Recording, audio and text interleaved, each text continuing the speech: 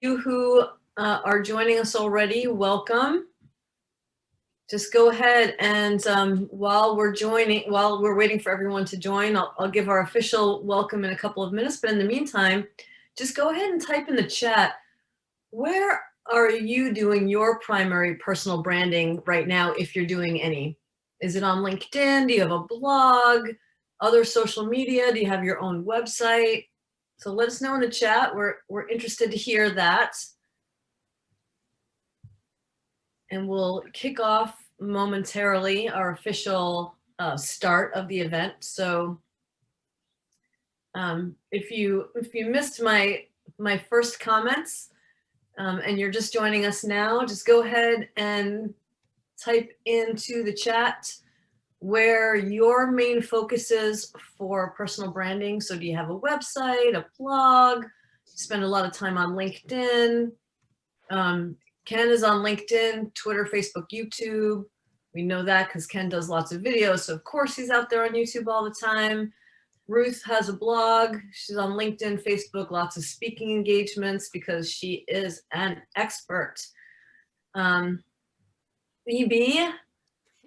our host this evening, is on Moss Appeal and all the platforms, especially LinkedIn, and of course, podcasts, all the podcast libraries. You can find EB and make sure you subscribe. So I think we've got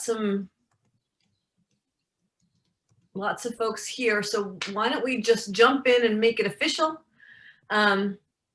Welcome to DMCNY's Midweek Recharge. I'm Ginger Conlon, president of DMCNY, and today our recharge is strategies for personal branding online. As you might have, well, you all know because you signed up, but also because our initial topic. Really excited about this today. You know, this is a topic you can always learn more about because there's so much going on. Before we get started, I'd like to take a moment to thank our annual sponsors. So it's because of our annual sponsors that we can host events such as this. So thank you to our platinum sponsor, Axiom, our gold sponsors, Weiland and Alliance, and our bronze sponsors, Japs Olson Company and Epsilon.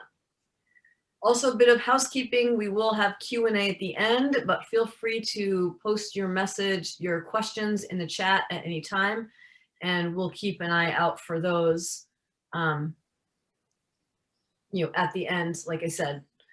So with that, why are we here today? There are countless influencers and experts online, so you need to establish a personal brand, especially today, and especially if you're in marketing, where there's an expectation for kind of a representational presence, right? Whether that's, creative or dynamic or influential, whatever it might be.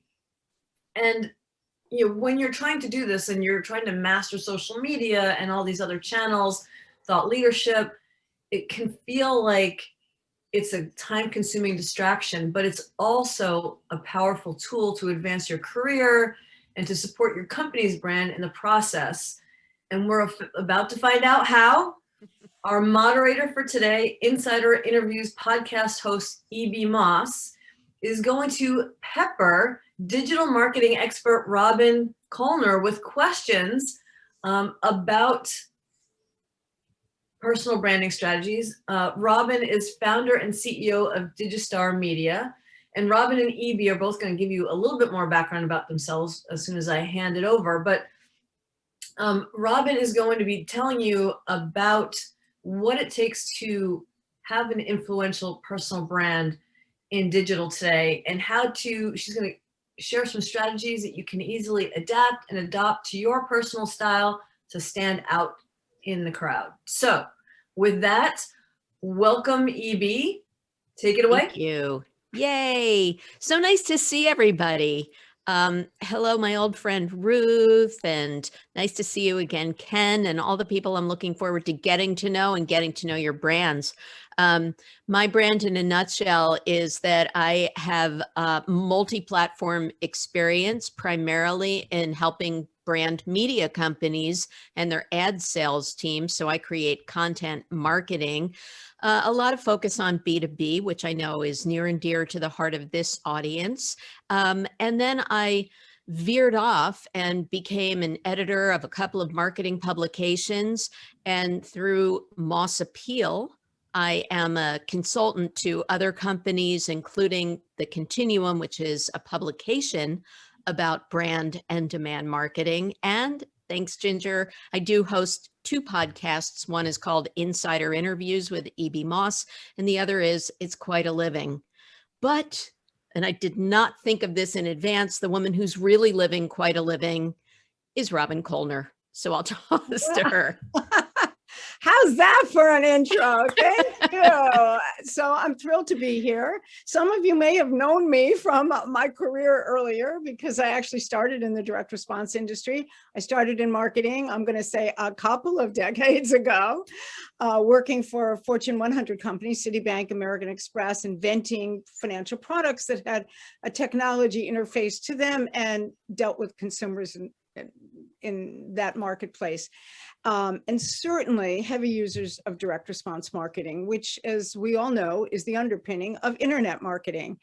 And so 10 years ago, when social media was just percolating off the college campuses, that's maybe 10, 11 years ago, I decided that it was time to help businesses and professionals understand how to leverage what was going to be happening with this paradigm shift in marketing that I found so exciting and so challenging. And so I set up a shingle, Digistar Media. I am what I like to think of myself as the one marketing professional that every business and professional needs. The GC, the general contractor, the strategist, the content marketer, and the social media expert. And so I provide all of those kinds of services and advice to people. And certainly we live in an area with a lot of B2B professionals, a lot of service providers, and they are heavy users of lots of content and should be, but we're often laggards with respect to social media. And in that sphere, I work on a lot of personal branding for them. Great. I love that, Robin. And so that's why you're here to teach us everything there is to know about personal brand, but no pressure. Okay. No pressure. And how we impact the perceptions of ourselves online. I did a little bit of research and I looked at the definition of a brand in marketing terms. And Robin, it reminds us that it's tied to perception. So at the risk of harming my personal brand, I'll ask this in my best Bette Midler imitation. So enough about me. What do you think about me? Is that right or wrong? Yes, people always say to me, what is personal branding? Is it the same as professional branding? And we're living at a time, right, where it's all blurred, that your professional brand is part of your personal brand. And where that is on display, which is in all the digital channels that are available to us, as well as the personal channels, we're going to say post-vaccine, post-COVID, where that is on display means that everything is fair game for this branding exercise. And of course, it's what elevates your credibility. It would demonstrate your authority, builds trust with people, differentiates yourself. And fundamentally, it's what people say about you when you're not in the room. Oh, okay. Well, I think I just blew that then. So how is personal branding? I should preface this by letting folks in the audience know that as a journalist, I sort of bucketed this. So to manage your expectations, I wanted to start with the what, the what and the why. And then Robin agreed to take you through the how. That's where she's going to share everything there is to know. And then we'll get into what I call some of the rut-rows and the caveats, and then what she thinks is on the pulse in the future. Okay. So we're in the what and the why bucket right now. And I definitely want to know how we distinguish personal branding from corporate branding. Do we need a personal story if we work for a company with a strong brand of its own? Tell me about personal versus corporate or company brand. So it's funny, when LinkedIn first came on the horizon, it's about 15 years old already. Most companies were upset about their employees being on this, saying, well, it's going to help them get a job and it's going to make us look funny and bad. So now we're in what I call a win-win situation, where if an individual who works for a larger company shares content that's positive, that's related to the benefit of using that company as well as themselves, it shines a light on both the individual and the company. So it helps with career advancement. It helps that person get exposure. It helps the company get exposure, which it doesn't cost them anything. And it's much more authentic that way. So yes, you do need a corporate story, and your personal story includes the corporate story, as well as some of the things we did prior to that particular company that you were affiliated with, as well as what you're going to do going forward. Because our story lives with us all the time. Our brand evolves just like a regular brand evolves, and it's actually very much more, many more dimensions to it. And it's even more important when you want to do something else in your life, or you want to expand, or many of us have side gigs. Evie, you were talking about 3 or 4 different things that you're juggling all at the same time. Yeah. So that's why our digital footprint is here to stay. It goes with us forever. And I like to tell people to tell their children that they know this from the moment they're born. There's a digital footprint about them. And it's a great idea if we can control that message. So it's sort of, when you were talking about LinkedIn, that sounds like it's the shoulder rubbing effect. So if you build a strong personal brand, then that should benefit your company as well, right?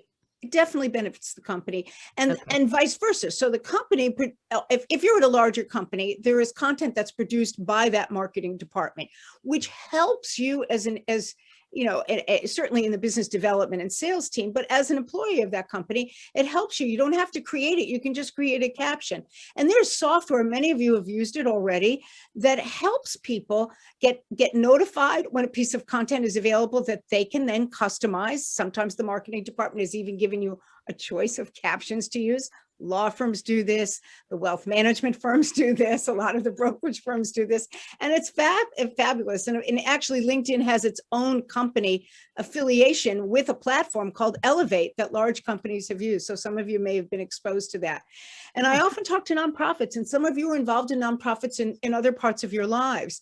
And they also need to have their donors, their volunteers, and their recipients of their services be able to share content that reflects positively on the organization as well as on the individual.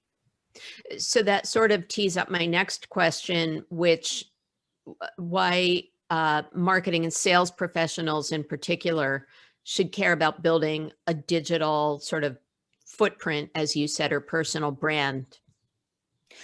Right now, we're living at a time where everybody turns to the internet first. So for any information. So if an individual is an independent contractor with a company, they're selling commercial insurance, or certainly for your audience, if you're selling fulfillment services or copy services or data services, it's a considered decision, and people go online first, the individual companies and the decision makers, to do their research. I mean, 75% of B2B purchasers will go online first to do their research about the individual as well as the company that they're with. So here's where premium content comes into play. Here is where it's critical to have the case studies and to have the blog posts, to have the captured speaking engagements, all of which address the customer focus. We're living at a time where I like to say 2021 is the year of, I don't want to say COVID anymore because we're getting out of that, hopefully the year of the customer. And this is where that customer client concept comes into play a great deal. And so We don't like cold calling. None of us like to receive cold calls, except if we won a lottery. But so this is a technique, and the beginning technique, that's helpful to open doors. It's really a way to stay connected to your network so your network can help you get introductions that are warm leads. And I don't know if you know this or not, but many of you probably do, that LinkedIn actually scores individuals. You can find your own score out with your social selling index score to see how well you're doing at this branding. Wait, do you remember Clout when that Yes, first I came do. out? And I even That's tell so you my Black Clout Mirror. score. That is so Black Mirror to me. It's a little less Black Mirror, but you're absolutely right. And you know that the marketing professionals were actually hired based on their Clout score. So for those of you listening that don't know it, it was a scoring system done by an outside platform that talked about how influential you were, mostly on Twitter, but other sources fed into it. Facebook also fed into it at one time. And people were actually hired or not hired based on their Clout score. And got a good hotel room or not. Absolutely. I actually got sent a scarf and a whole box of goodies from Vogue magazine because of my Clout score once. Wow. Those days are over. I don't think my LinkedIn Elevate score will get me into any good hotels unless isn't there a brand now called Elevate Hotels or something? But anyway, but I understand what you're saying. And so it's not just your score, but it's really the relationship building. And I'm guessing that you're going to tell us that is also how we build sort of authority. It's very hard these days, especially, Robin, to believe in anything, to build trust. So how do we do that with content and in this crazy digital world? Right. So everyone thinks, I think, that personal branding is showing off. Okay. Like, look, here's my this, and I'm on this webinar, I'm on this speaking engagement, I'm doing this. And yes, that's a part of it. But we also realize that in the social media realm and in these digital channels, we can't just be showing off and peacocking. We have to, number one, be there for our clients and customers, but number two, be able to build relationships. So the ROI of personal branding is really an ROR, or the return on relationship. It's how you stay active, and it doesn't have to be 10 hours a day. It can be 20 minutes a day of deliberate, strategic interactions peppered with some spontaneity and some serendipitous occasions, where you not only talk about yourself and present content, but you interact with other people's content so that they will interact and engage with yours. And that's when magic starts to happen. So also, I'm sure that many of you have heard that in today's marketplace, an individual needs about 10 different touch points for any type of a marketing message or sales message to eventually actually turn into a conversion. And therefore, it's important that other people talk about you and sing your praises. And that is where we're able to build a more authentic view of ourselves in what you started off saying, the perception of our brand. Is, again, enough about you. What do you think? Enough about me. What do you think about me? Yeah, perfect. So it's very funny because you said serendipitous outreach and, points of contact. And I have to tell a little story that happened a few hours ago. I was doing my homework on you, and I watched one of your past interviews that was strictly focused on LinkedIn as opposed to the broad lessons that you're giving us today.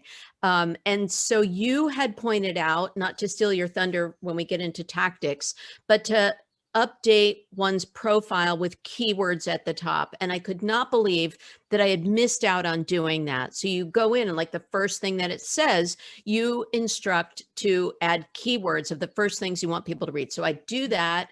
And then I added a couple of portfolio samples from my current gig with the Continuum. But I forgot to do the other thing you said, which these were just little updates, and I didn't turn off notifications to my universe. So I've gotten like hundreds of congratulations on your new job messages. And I think that's the good news, bad news. Yeah. So I guess that, even those of us who have been around the marketing block can still learn some things. So give us some more so tips. you know what you're bringing up a couple of really interesting points. First, there are many different sections of individual profiles, and the profiles are on Twitter as well as LinkedIn, et cetera, where you can write your bio. And it's always helpful to remember that this is the first point of contact that someone has for your presence, often, even before they get to your website or the bio that you put there, right? So you have an opportunity to really use the words that they give you. And there's usually a limitation on how many characters you can have to actually define what your benefit is to people. So just the same way as the company that you work for has a positioning statement, you make it your positioning statement. It's a combination of keywords plus functional expertise, plus an ability to capture the individual looking at you and having them want to learn more about you. So you can start that storytelling even in the headline. So by the way, I have a tiny hack that I think everybody can take advantage of. That headline on LinkedIn, I think many of us have learned that we don't just put vice president of Chase Manhattan Bank, et cetera, but you put the characters, you use the character count for some functional expertise that somebody can really understand how you differentiate yourself. And you're limited to, I believe it's 120 characters. However, if you decide to edit this on your mobile device, and I never tell people to do LinkedIn on their mobile device in terms of their profile, because it's a little bit easy to make some errors that way with your thumb and finger. But if you do go there on the mobile phone, you can exceed 120 characters. Oh my gosh. Because it's a little loophole that they haven't closed yet. So, Robin, you just earned your fee, which we're volunteering for this, but that was worth your weight in gold. all right. That was so excellent. But you got to pay attention to me and then do it at 5 o'clock. Okay. 6 o'clock. Oh, all right. So we have to be personal. We have to be on have multiple touch points. We have to add that je ne sais quoi that is compelling.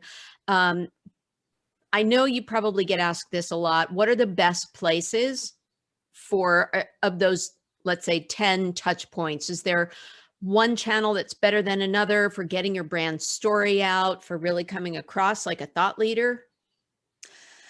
Well, yes, of course. And a lot of it has to do with the industry that you're in. Start with what's your goal? If your goal is to find additional prospects and to retain existing customers and clients, and where are they hanging out? Now, usually for the industry that we're talking about now in the direct marketing club, it's going to be on LinkedIn first. But this is where I think the magic happens. The magic happens in a couple of places. And many of us have anecdotal stories about this. So if we are going to be doing a webinar, the way you and I were doing it, we can put that information out on LinkedIn ahead of time. We can talk about it afterwards and summarize what happened, showcase it, take a picture of the Zoom, whatever. And so that's helpful and that's obvious. But what else can we do? So what generally occurs is that when you spend the time and effort producing a piece of premium content, and Evie, you're a master at this, whether it's a podcast interview, a blog post, a case study, a discussion that you've had, a speech that you've captured, a panel discussion that you've put together, and you put that together, even hired a copywriter to help you write it, then what happens? Or an article that you've written. Then that one piece of content, and I can give you an example that I've done. I wrote a piece on Clubhouse, for example, because it's become hot, et cetera. So I wrote a blog post. I put it out on 15 different digital channels. It resided on my website. I also put it as a content on my blog on LinkedIn. I then shared it in LinkedIn groups. Then I put it in Facebook groups. I put it on my Facebook business page. I sent it out on Twitter. I pinned it as a blog post on Pinterest. Now, all of that takes time, but it's the same piece of content. Sometimes we change the headline, et cetera. Then I sent it to the Westchester and Fairfield County Business Journals, and they published it. It's a print edition that's also digital. Then someone asked me to do a panel discussion on Clubhouse. Okay. Then I set up a Clubhouse room. All right. And which I'm moderating every other Thursday from 10 to 11 on entrepreneurship. So DIY business building for entrepreneurs. So now, while I spent the time writing, and it could, let's say 2 hours, because this is a question that everybody asks, how do you have time to do this and do your regular job? Yep. Right. The magic is in repurposing. And not even repurposing once, repurposing more than once in those 15 different places. And that's how you think strategically. Think about what are the topics that are popular in your industry? How can you showcase that you care about your customers and answer their issues, their pain points, et cetera? What's a clever way of doing it? Even adding your own personality. Evie, you put the personality about Bette Midler. Personality is part of your personal brand as well. And that's what people remember. And then once you've created something, there are many different places to share it. And that makes the job so much easier. So start with where your customers and clients are and the people that you need to produce the content to see. Then don't forget to email it to people and say, just in case you miss this, you might be interested in X, because so many people miss so much, right? We have so much content in our world today. Yeah. And therefore, you can actually master the multi-channel approach. That was a phenomenal answer, Robin. Thank you. And I think that that is so key. And thank you for the compliment. Also, when you do a podcast, you do have, what I do is I also turn it into a long form article, because you have to write show notes anyway. And then you have to repurpose those show notes I posted on YouTube, for example. There's a lot of discovery that still happens on YouTube of even just straight audio podcasts. And then I try to get it repurposed in other publications as well. So once you're right, you've got that content that you've put time and effort into, chunk it out, parse it out, share it out. Yeah. And then don't forget to write a good tweet and all of that links you back to it. Awesome. Do you mind if I add one more little tip while we're on that? Great. There is someone who I admire a lot named Pat Flynn. He does a lot of webinars, a lot for podcasters. And one of his suggestions, because Robin, you said that you put that one piece of content in 15 different places. So part of that is drilling down within one destination. And he talks about that with a podcast, reaching out to specific groups on, say, Facebook, to identify, find those groups through the keywords that your podcast is about, or it could be what your article's about or an interview that you did, and reach out to the group moderator and ask them to weigh in, answer some questions, and then share back some of the comments from the people in that group, because then guess what? They get to be your ambassadors and help push content out as well. So I'm going to throw you a surprise question, but you're the woman for the job. How do you go about identifying within a platform like a LinkedIn or like a Facebook, the right people that you want to get that message in front of? So you get two kinds of those right peoples, but they generally form a universe of influencers, right? In this case, you're talking about moderators of particular association groups, or it could be an industry association, it could be a group of professionals in a particular geographic area, or with a like-minded hobby or something of that sort, right? And so the idea is they have a role as an influencer because they can recommend your content, and then you get a little notification that a particular moderator of a particular group recommended a piece of content, as well as the editors of LinkedIn recommending a piece of content where you've made a comment and they've included your comment in that. So a lot of that is back to my relationship building. How do you find them? First of all, you have to find the groups, which you find through the search engines, but you also find by all the other people in your industry. So for example, if I wanted to find the right groups for podcasting, I would see what groups you follow, as well as Pat Flynn. And that's how you do it. I mean, that was the old days of LinkedIn. You found the best groups by seeing who everybody else joined, right? Uh-huh. And so that is the case. By the way, Facebook groups have become incredibly popular right now. Even putting, more so than LinkedIn groups in some cases, for lots of industries, including B2B. Okay. And I think that you mentioned Clubhouse, and you are one of the OGs in this less than year-old platform.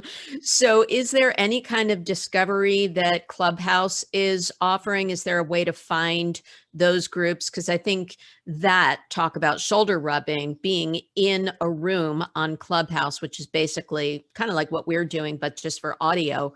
Right. How do you find people like that on Clubhouse or now Twitter Spaces? Any advice? There's several ways to find people, to find groups of interest for you. Clubhouse is not just about business groups. There are a lot. I mean, obviously the marketers got there very early, and there's lots of marketing rooms, lots of entrepreneurship advice rooms. One of the co-founders actually has an autistic child, and therefore there are lots of rooms of parenting, children with diseases, et cetera. And so you've got everything there. You've got rooms for videographers, et cetera. The discovery is a little archaic. You have a search bar where you could put in interests, but they have defined categories that are a little bit not refined enough, like the early days of AOL categories, but they're there. Then there is a little issue. I don't want to get off track, but there is an issue when you join Clubhouse. You, in a sense, give an automatic availability of your contacts to the platform. Right. There is a way of shutting that off, but let's say you go with the flow and you do it. Then the Clubhouse tracks for you where all of the people that you follow happen to be. And if one of your new contacts joins Clubhouse. So the second way of discovery is to go and see where all of the people that you follow tend to, what rooms they affiliate with, because they actually can put them on their profile. Okay. And the third way is that when you are in a room, you can ping people that follow you and that you're connected to and say, come join me right now in this room. Okay. And that's one of the best ways to be discovered there and to discover new content. And you just jump in, see if you like it. If you don't, you leave in 4 minutes. Yes. So the good news is that this is being recorded. And for those of you who are not on Clubhouse yet, rewind, play this back again 2 or 3 times, and then it will make sense. Clubhouse isn't that hard, but Robin just gave you some great insights. So cool. Yes, Clubhouse is for iPhone only. I'm seeing that in the chat. Pretty soon, Android is going to have it. There's going to be, and the discovery. They're working on the discovery. They know that search function is a little tricky. But it's like anything else. When something is hard to find, the cool club, the cool restaurant, whatever, people figure it out. It's true. It's true. So this sort of gets us into what I'm calling the rut row zone. But I do want to ask you about branding ourselves. Like, do we use the same tools and the same tactics that a company would use to create its brand? Let's get into the push your sleeves up kind of what do we do? So the what do we do part, when you're talking about a corporation, that they've got, first they have to come up with their target audience. You yourself as branding yourself has to do this, we have to do the same thing. What are you doing for people? And many of us are operating as either a solopreneur or a small business owner, or will do this in the future, or want to build their brand presence. They may be at a company, but they want to be a speaker. And they want to do more of that, or they want to be like I ran a program at a university for 16 semesters and teach there. And we want to get perhaps positioned to be an adjunct at a university. So if those are our goals, we have certain target audience in mind. Then there is, what are we trying to offer, and to what benefit, and how are we different? So if you fill in the blank that there, lots of people do lots of branding, and I do this too. I have a brand your business program in my business, but fundamentally you fill in the sentence. I offer X to Y target for what benefit, right? So Uh-huh. we do the same thing. And then that gets translated into positioning statements, mission statements, logos, which will hopefully give a visual representation of the dynamic that the individual offers and the kind of target audience that they're looking for. I mean, listen, even today I'm in sort of a reddish jacket intentionally because we were talking about branding, and the colors of my logo are that. And so I did that intentionally. And it really is reflected in everything you do. And the more that we do that, the better off we are with our digital footprint. It's the same thing with all of our presences on social media. We want to give the image of what it is that we want to be hired for. You know, you used to say, dress for the job you want, not the job you have. Same thing with the image of our brand. So those components, the visual components, the guidelines, the sense of the mission, the unique selling proposition, all of that exercise should be done for ourselves as individuals as well. So it's funny, I was having a conversation with someone who had a very senior position at a packaged goods firm, you know, a top tier Fortune 20 company. And he said, you know, I've since left that job and now I have to spend a lot of time on my personal brand. In the other days, I was branded by the company. Yes. So we started our conversation there, but you know what? We have to live beyond the jobs that we are in right at this moment, because who knows what's going to happen to us. Not only that, but we have a lot of acts left in our lives, I think. Yeah, absolutely. And I love the story of the pink or the reddish color. I'm set on green with moss appeal. That's right. So that was excellent, Robin. And I definitely want to leave some time for the rut rows. I mean, I'll use that phrase, good news, bad news again, is that sometimes it's the heavy lift, and sometimes you definitely want to hire outside of your own skills on Canva. I think Robin's available to build out your brand so that it is effective, so that it is consistent, and it's clean, and you're thinking purposefully. And yes, that takes time and perhaps some investment. So aside from the tactical, let's talk about some of the challenges of building your personal and digital footprint online. What's going on in the world today? What are some of our reality checks? Well, the two main ones are that we're living in an era of content overload. Yes. And the second one is that I think all of the experienced professionals in the audience now and in whoever's listening to this in the future recognize that social media, it was designed to be a place of giving and not patting yourself on the back every 5 minutes. You know, we talk about the magic 80-20 rule, right, where 80% of the content should be educational / entertaining / informative, and 20%, you know, self-promoting. But in fact, I think most of us switch it. And that's an issue. true. The point of personal branding is to develop that sense of humanization and authenticity. Mm-hmm. And in a time when fake videos are happening, in a time of our Black Mirror era kind of implementing itself, right, we don't know, in fake news, we don't really know what's authentic anymore. And how you establish that delicate balance is key here, because we've got the influence of influencer marketing, and influencer marketing is, look at me, I'm a star. You know, I'm now not in the B2B space. In the B2B space, it's trusted expertise by someone who is, you know, valid in credibility and an authority in the field, but it's still a sense of playing to the stars in a sense. And so we all have that tightrope to walk, where there are times when we need to pull back a little bit and say, you know, I've done a lot of things about look at me, look at me. Now I have to kind of curate other content if I haven't had the chance to write it. And a third aspect of this is the general feeling that nobody's seeing my content, right? And in fact, so much more is seen by people than people realize, because we don't raise our hands, especially in the land of LinkedIn.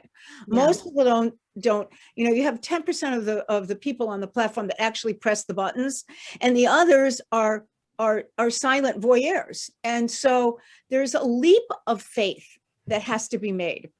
And you know, we talked about where are you supposed to be besides LinkedIn. So for marketing professionals, you think you need to be there, as well as some of the other platforms. I got my biggest and best client not from LinkedIn, although I got a lot from LinkedIn, but from someone messaging me on Facebook, because she knew me from the past when we had children in similar ages, and they were affiliated on some ball field, and got in touch with me. And she was running a new company that had already achieved $250 million in sales and needed some advice on X, Y, and Z, right? And marketing and social media. And it was very exciting. And she reached out to me by Facebook Messenger. I was surprised. Wow. But you just don't know. Pinterest too. Undervalued asset.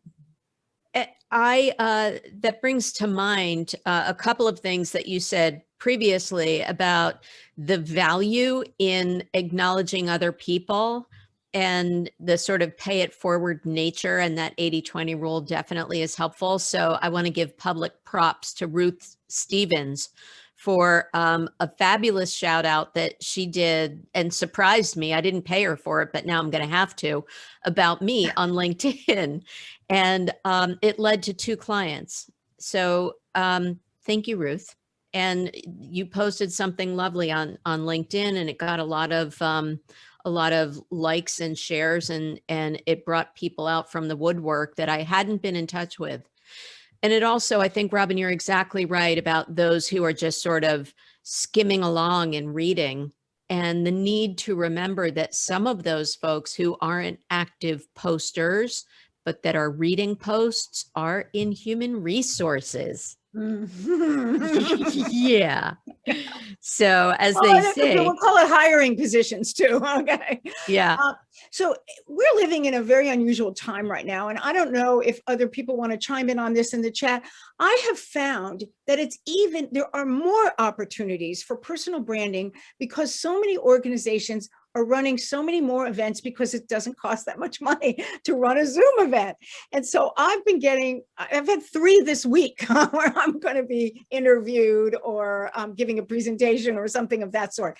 And so the pace has actually picked up for opportunities to do this. It is one of the very few silver linings in our unusual period of time that we're living in. What do you do if you screw up, Robin? Council, what's it called? Cancel culture. Cancel culture. It's a thing, yes. And it's easy to piss people off.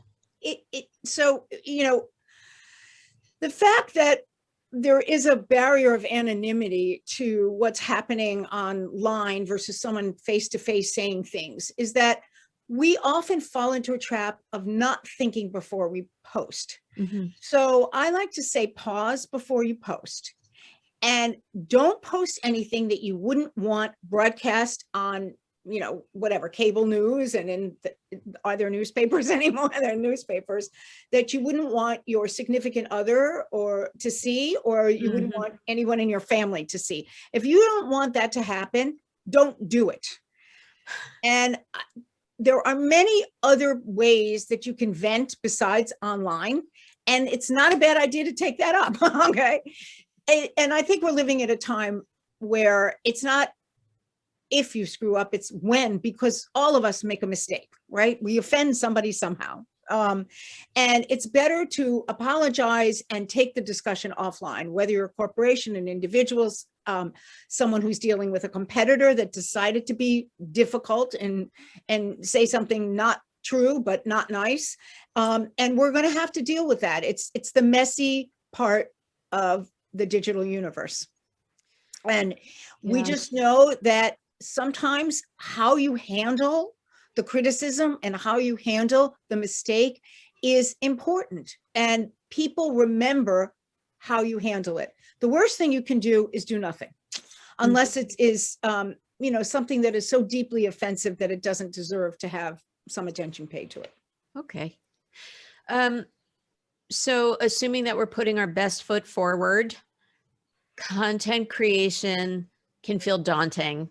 I have so many people say, I have nothing to write about. I don't know what I would say. And then they're concerned about how much time it's going to take them. Any hacks for that? Yep, I got lots of hacks. And it's, I forgot to tell you, I have a slide that I actually prepared for everybody. So if we want to share my screen at the end, I'm happy to show you. And it's that little breakdown of slides, platforms to help you distribute content and monitor who said what about it to you. And so that goes everywhere from Hootsuite to Sprout Social to Agora Pulse to Meet Edgar. These are low to no cost kinds of solutions. The graphic design solutions that you mentioned, Canva, Unfold, the video, we're all capturing video. When we go back to those in-person events, it's important to just take out the phone and take a little interview. Ken, I know you're on the call and I know you do this really extremely well. Other people need to do that too. It helps you produce content. When you're talking about what other people do and able to give an at mention, a tag, a shout out, it's so much more believable and authentic than just talking about yourself, right? And so it kind of sheds a good light on both places. How do you do that if you're not a videographer?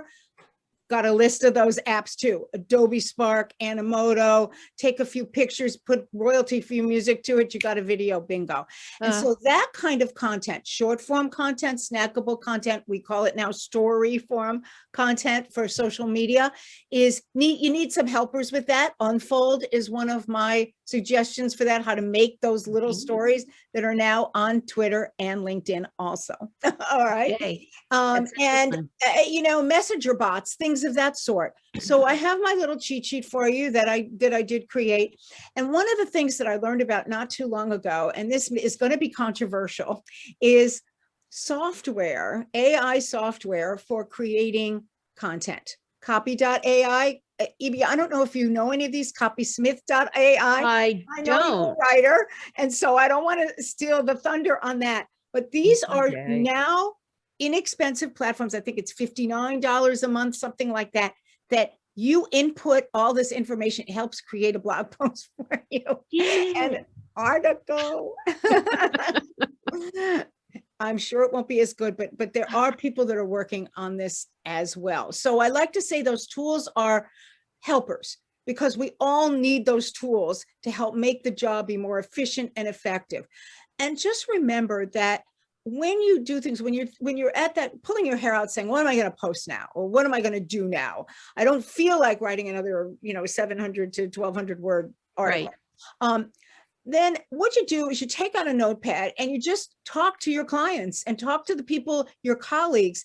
And when you talk, you just write down those ideas that people seem to ask you all the time. I did this. I do a lot of counseling and training in my business, because part of my firm is actually a training firm. And many of you know, I also teach at Fordham University. And so what I do with them is say, take that notepad with you all the time and write down every question that all of the people ask you, your clients, your favorite prospects, the colleagues that you work for, people at a networking event. And then when you have that down there, all of a sudden, you'll know what to talk about so much more easily. And then when we attend things like this, one of you could sit and come up with 5 different bullets of an answer to what we saw about personal branding and put a little spin and a color on it. And there you have the idea. So that's a pretty easy way to do it. And I don't mean to make it sound like it's not difficult, because the more you do it, the easier it gets. I also have to say that writing a book is something that I think a lot of people on the call have done here. I haven't yet, and that's one of the best ways to do personal branding. And one of the best ways to do it is what I call the Roundup Technique, where you go and you ask a question to 10 different experts, 7 different experts. All of the industry professionals do this. You can write a blog post, write a book with it as well, where you say, tell me what you think about this. And then, of course, they're going to share this information and give you a shout out in return to their larger audience because they're influential. And it's a win-win for everybody. Oh my gosh. Okay, that was great. And you put me out of business a little bit, but now I'll do a roundup. Okay.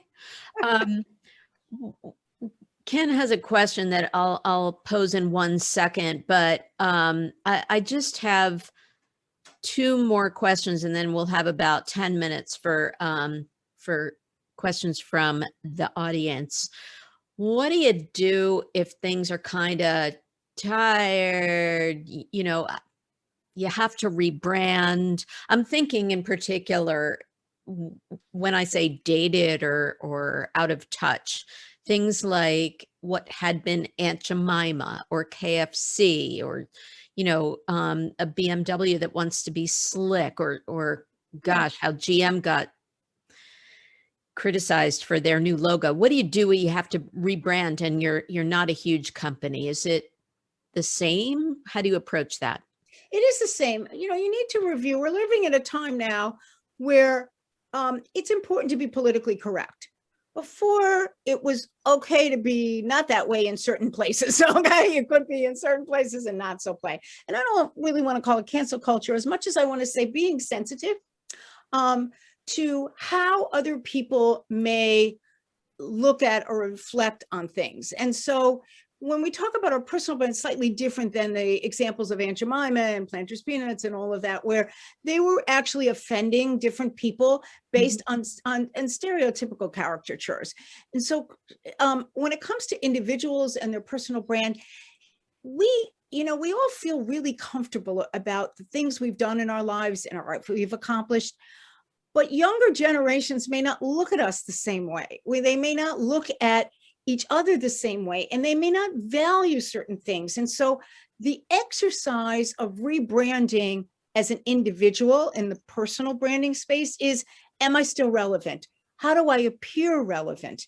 So that people will still continue to look to me for a credible advice and stay professionally engaged.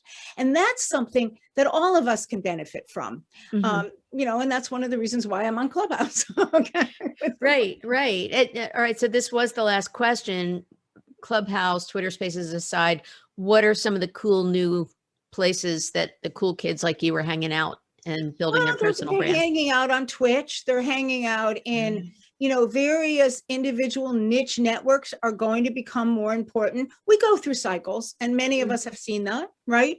Where, first we were in the niche groups where, I don't know if any of you remember the AOL groups, the CompuServe forum groups, whatever.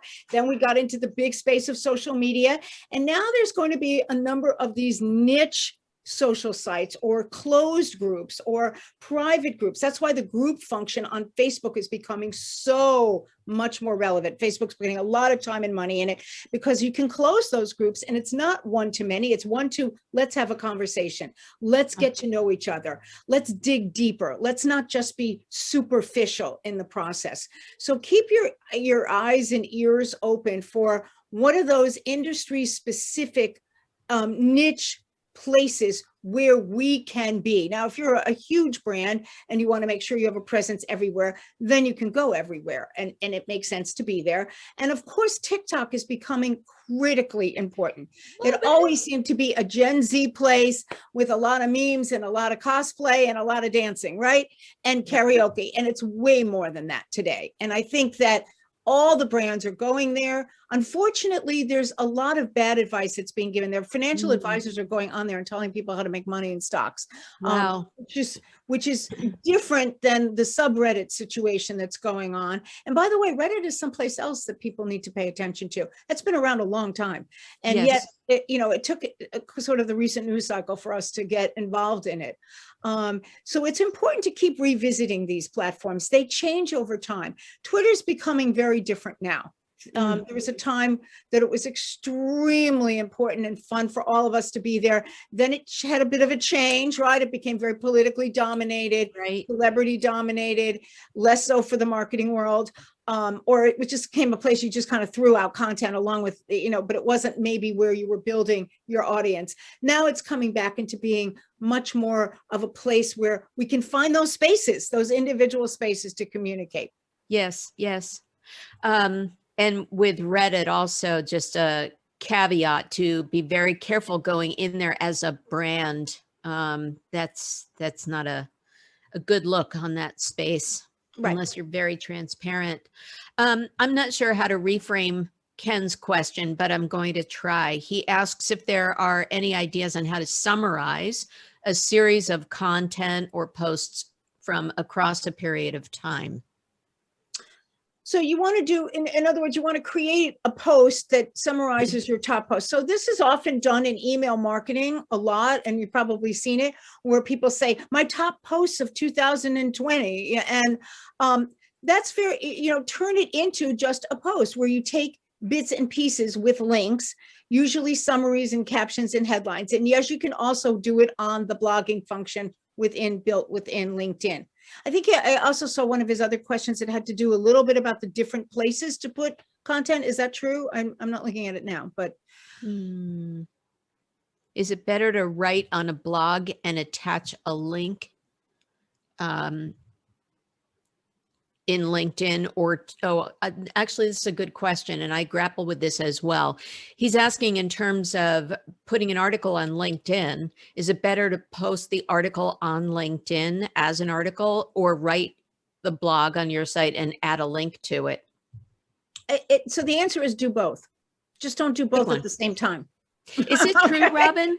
By the way, I thought I read that, I believe this is true in Facebook, but is it true in LinkedIn where you shouldn't include the link within your post, but add it to a comment below your post? Caption. Well, so each and every one of the social platforms will do a little sneaky penalizing, which means they might not show the content to as many people if you are taking eyeballs off of their platform and moving them over to some other platform, meaning your own blog and your own website. So yes, you don't do it. It's better first publish it. You can put it on your blog, on yourself, which is what I do, on your own website. But then I change up the headline a little bit, maybe change the image and put it on my LinkedIn article and link to there, because LinkedIn wants you to stay on the LinkedIn platform to see the ads.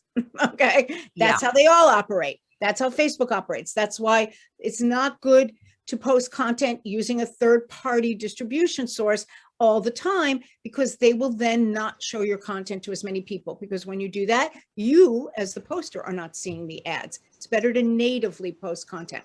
So if you want, it used to be, well, I want to drive traffic to my own website. I've said to myself, you know what? The LinkedIn universe, it's better if I stay right there, because your LinkedIn profile is almost like your own personal website, right? And I know that they're going to penalize you, so I keep it there. But on my Facebook page for my business, for the Digistar Media, I will then link that out to my blog. And I don't connect anything. I don't, do the LinkedIn connection to Twitter or Facebook to Twitter, because then the links don't show up right. And those platforms get annoyed and kind of, messy. And so they're competitors. Good and the point. other site to include is Medium, by the way.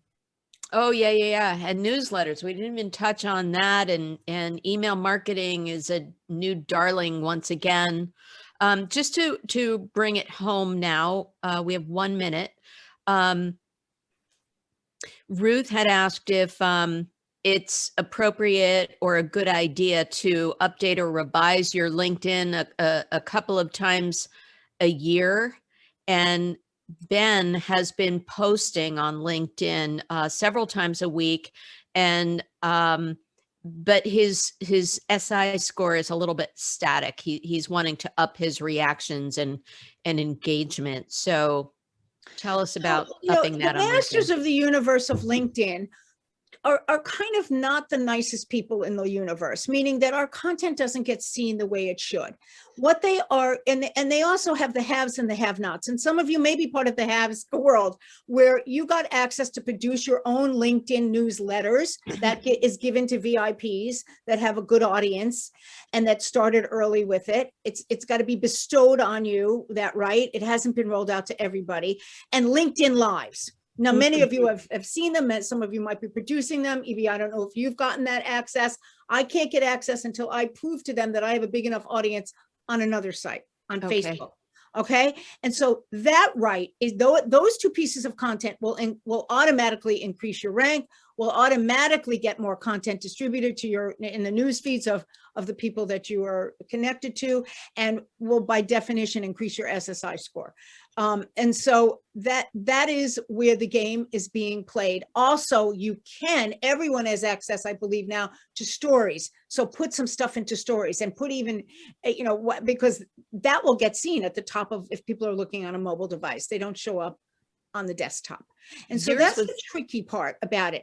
And LinkedIn, if you publish an article and you publish continually, they will then show it to a lot of people. You'll get great views. And then all of a sudden your view tanks and you wonder why. And it's just because it really is just because. And then in order to incentivize you, you might take a week or two off and then post something else. And then all of a sudden your viewership will go up, and the numbers don't exactly jive. It's unfortunate, but it's tough. I don't believe that it's ever been designed to be quite as perfect as it should be. And wow. You may have seen, I wrote an article. I wrote a Dear LinkedIn news article about all the things I want them to fix. Robin, that's going to have to be like part 2 of DMCNY. That was just like, and notice that didn't get a lot of traction, by the way. Yeah. But you can find it under my articles on my profile. All right. Inside scoop. This was tremendous. And I seriously think that Ginger is going to have you back and have a Vulcan mind meld with everyone here. It was great. Yeah. Well, and I know that so many of you have your own personal brands as well. And I just want to thank Ginger and Ken for bringing me here again. You all don't realize, but an earlier part of my career, I worked for one of the greats in the direct marketing industry at Nash. And I took a little bit of time off for an issue in my family. And when I came back to it many years ago, I think it was about 20 years ago, he said to me, "You've got to join the Direct Marketing Club of New York." So I've been at that Yale Club, and I remember Ruth, and I remember Peg Nadler, and you all took me under your wing. And when I started my program, I built a professional certificate program at Fordham University in digital and social media marketing. And hundreds of people have gone through the classes and advanced in their careers and got terrific jobs. And one of my original teachers, I hire the teachers, structure their curriculum, and I teach what I want to teach, which is social media courses, was Reggie Brady, whom you all remember. Some of you remember, she came and taught for me because I met her there. And so I have a very, very, special place in my heart for the Direct Marketing Club of New York. And EB, meeting you and being able to have this conversation and getting to know you a little bit professionally, although digitally often, was a real highlight for me. So I'll say, and like I think I said, I already applied some of your tips in researching you. So you are the gift that keeps on giving, Robin. Thank you so much. Thank you very much. And we'll toss it back to Ginger with great appreciation for having us here. So with that, thank you both for an amazing session. EB, great questions. Robin, so much great advice. I also was making notes of a to-do list, what my plans are after this, of what I'm going to update. So thank you. Thanks everyone for joining us and listening in, and for posting some questions. Come back and join us on April 8th and drink a little bit of wine with us. And yes.